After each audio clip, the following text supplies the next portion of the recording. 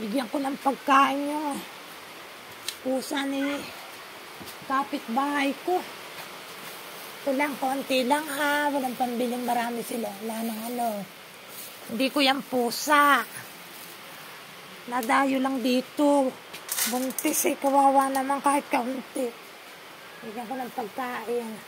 Oo na! Andito na! Ewan ko ba o. Kala ko nga nanganak na siya. O eto na. Huwag ka nang umalngal. O buntis o. Mga po o. Kawawa.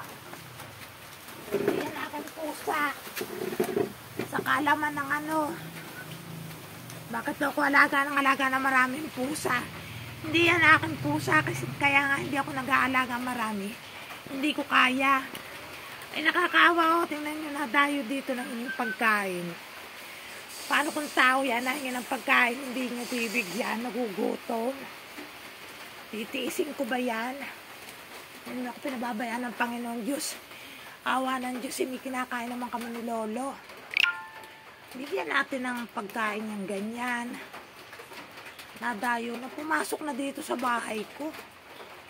Ang dumi na ng rep ko kasi mga po hindi ko ginagamit kasi yung ginagamit ko ito 1.8, 1.9, 1.7 ang kuryente oh.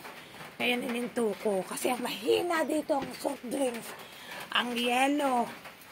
Malulugi ako. Ang pinapaandar ko lang mga po yung rep ko maliit, tama lang.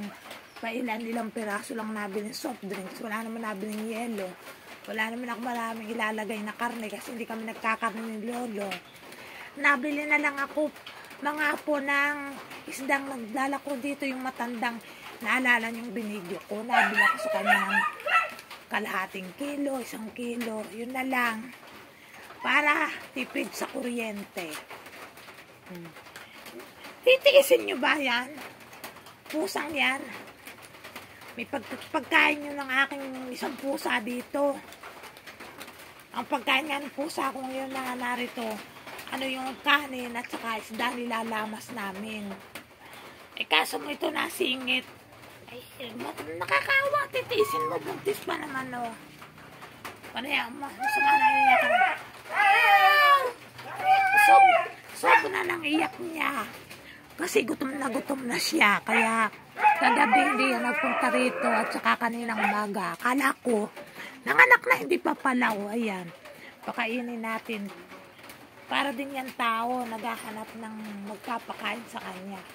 Ulang sa pagkain siguro doon kasi ang dami nila. Hindi naasikaso ng hamo. Ng may-ari. Inuulit ko ha, dito sa amin na nagsasabing ako na ano na daw ng ano ako na maraming pusa. Hindi ko alaga to. Ipapakampung kumaya si Helios para hindi manganak kasi hindi namin kaya magpakain ng marami. Pero kung puro kanin at isda lang, kayang-kaya namin yung kahit 5 kaya namin ni Lolo kasi ang bigas naman pag nasaing marami tapos lalamasan lang ng kaunting isda, kaya. Pero kung puro feeds na may karne, hindi namin kaya yan. Mahal ang karne, mahal ang feeds. Kaunting feeds lang ang kaya namin. Nakikisalo lang itong pusang ito. Nakikisalo lang dito.